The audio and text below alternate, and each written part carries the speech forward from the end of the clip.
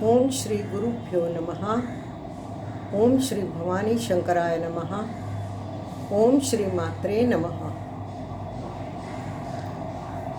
हिंदी शुक्रवार पर मैं शनिवार को रिलीज़ कर रही हूँ क्योंकि मैंने कल दूसरा ही रिकॉर्डिंग करना था तो सारा दिन उसी में गया, तो भगवत गीता का कुछ नहीं कर सकी तो आज करती हूँ, 1 डे लेट।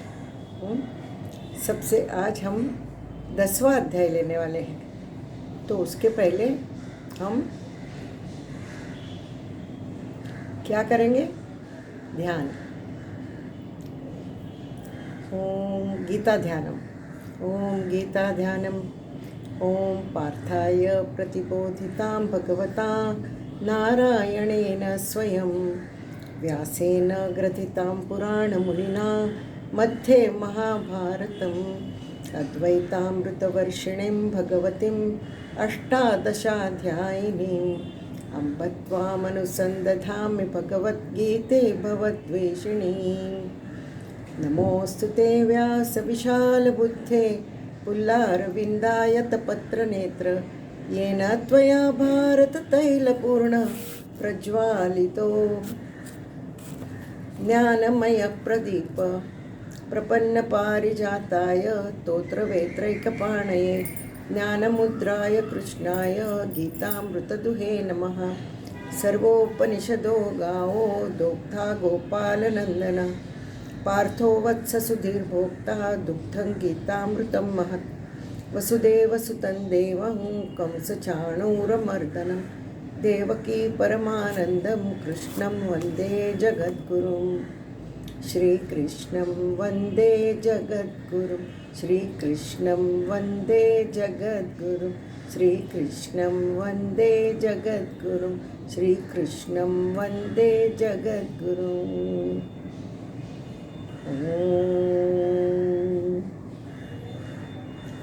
आज हम 10वां अध्याय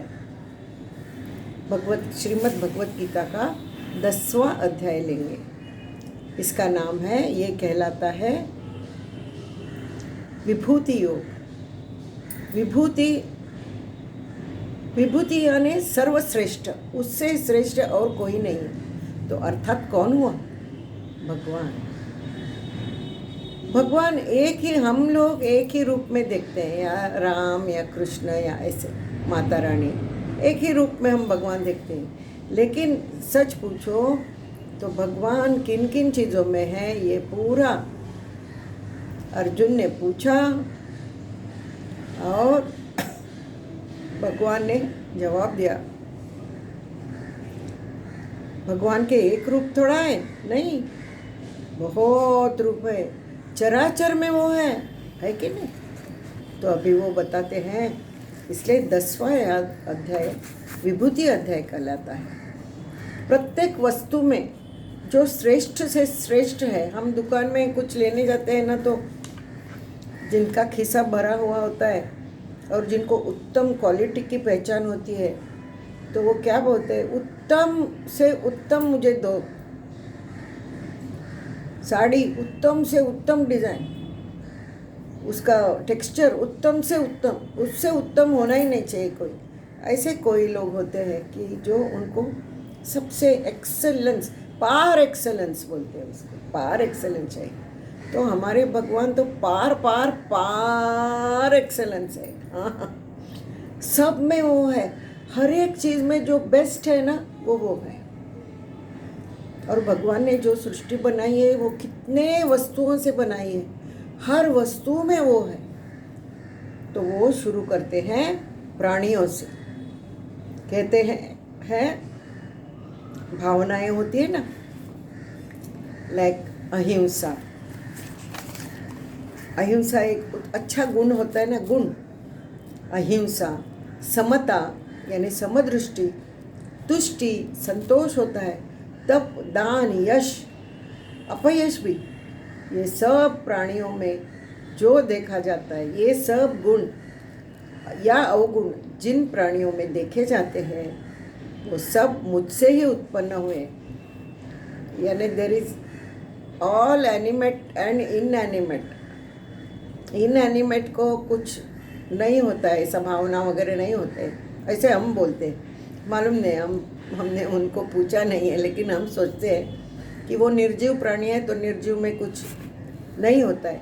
पर सजीवों में जो भी ये सब होती है वो सब भगवान से ही उत्पन्न होती है। फिर 7 ऋषि, सप्तर्षि बोलते हैं उन्हें, और सनक सनंदन और 4 भाई है वो 4 वो, और मनु ने सृष्टि बनाई है, मनु से सृष्टि बनी है। पहले तो रुद्र किए थे, रुद्र तो इतने रोते थे तो भगवान बोले ये नहीं, हमको हंसने वाले चाहिए। तो फिर मनु उत्पन्न हुआ, और मनु से जो सृष्टि उत्पन्न हुई, मनुष्य प्राणी, उनको मानव कहते हैं। तो मनु भी उन्होंने ही बनाया है, भगवान के मन से बना है, इसलिए वो मनु। तो अभी भगवान बोलते हैं जो मेरा विभूति का विस्तार और योग शक्ति जानते हैं और उसी में वो स्थित है, वो स्थिर कर्म योग प्राप्त करता है। इसे बेस्ट ऑफ योगा कहते हैं। तो हम प्रयास करें, है कि नहीं? हर एक वस्तु में जो अच्छे से अच्छा है वो भगवान है, इसे नमन करें, उसका प्रयास करें। हम उसे हर जगह में, हर वस्तु में ढूंढने का प्रयास करें विद भक्ति। तो वो क्या देता है हमें? स्थिर कर्म योग देता है, यानी कर्म में स्थिर होना सिखाता है। और वो बोलते हैं कि ये सब जो जानते हैं, मेरी विभूतियाँ जो सब जानते हैं और मुझी में चित्त लगाते हैं, सदा मेरे विषय में ही बोलते हैं, उनके पास सब्जेक्ट मैटर दूसरा कोई नहीं होता है, सिर्फ भगवान की बातें, भगवान का सत्संग, भगवान के भजन। जो भगवान में आकंठ डूबे हुए होते हैं, सदा मुझ में ही रत होते हैं, वो मुझे प्राप्त करते हैं नित्य सतत युक्ताये। ऐसे भक्तों के हृदय में मैं प्रवेश करता हूँ और ज्ञान दीप उजागर करता हूँ और उनका अज्ञान अंधकार नष्ट करता हूँ। फिर अर्जुन के कहने पर उसे अपनी अनेक विभूतियाँ बताई, अनेक अनेक अनेक। उसमें से थोड़ी मैंने ली है, नहीं तो मेरा पूरा का पूरा बुक भर जाएगा। तो वो कहते हैं, सर्वप्रथम कहते हैं कि सर्वभूतों में जो आत्मा है वो मैं हूँ। तो कितने लोग कवर किए हैं भगवान ने? जिसमें आत्मा है वो सब मैं हूँ। फिर आदित्य के पुत्र आदित्य, 12 पुत्र है, 12 पुत्र है। हाँ 12, द्वादश यानी 2 और 10, 12 पुत्र हैं। उसमें मैं विष्णु हूँ। वाह। फिर तेजस्वी में तेजस्वी कौन है? सूर्य, वो मैं हूँ। फिर मरुतों में मरीचि और नक्षत्रों में मैं चंद्रमा हूँ। तो मेरी माँ ने मुझे बहुत अच्छा नाम रखा है ना। हाँ। तीनों वेदों में मैं सामवेद हूँ। बाकी सारे वेद है ना वो एक ही ट्यून में बोले, 1 मीटर में होता है, एक ही ट्यून में रहते। लेकिन सामवेद इज म्यूजिकल, ऊपर नीचे सब उसके स्वर, ये वो सब, वो it is in the form of music. Samaveda क्या कहते हैं कृष्ण जी? भगवान मैं हूँ। तो कृष्ण को म्यूजिक बहुत पसंद है, इसीलिए तो वो बांसुरी बजाते हैं ना। बांसुरी बजा के सारे सृष्टि को वो अपना कर लेते हैं।